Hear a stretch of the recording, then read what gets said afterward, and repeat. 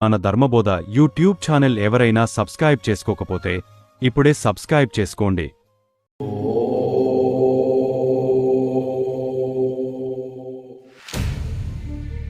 హనుమాన్ జయంతి అనేది హిందూ సంప్రదాయంలో అత్యంత పవిత్రమైన పండుగలలో ఒకటి. ఈ రోజు భగవాన్ హనుమంతుడి జన్మదినంగా జరుపుకుంటారు.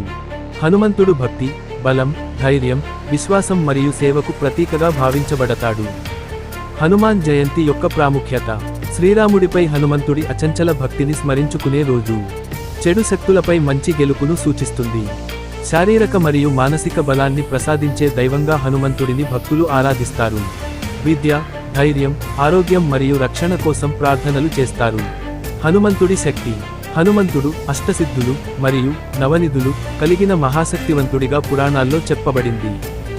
ఆయన ప్రధాన శక్తులు: అపారమైన బలం, వేగం మరియు చురుకుదనం, రూపాంతరం చెందే శక్తి, భూత, ప్రేత, దుష్టశక్తులను తొలగించే శక్తి, భక్తులను కాపాడే దివ్య శక్తి. హనుమాన్ జయంతి రోజున చేసే పూజలు: హనుమాన్ చాలీసా పారాయణం, సుందరకాండ పఠనం, బేతెల్ ఆకులు, వడమాల, వెన్న, సింధూరం సమర్పణ, ఉపవాసం మరియు ఆలయ దర్శనం.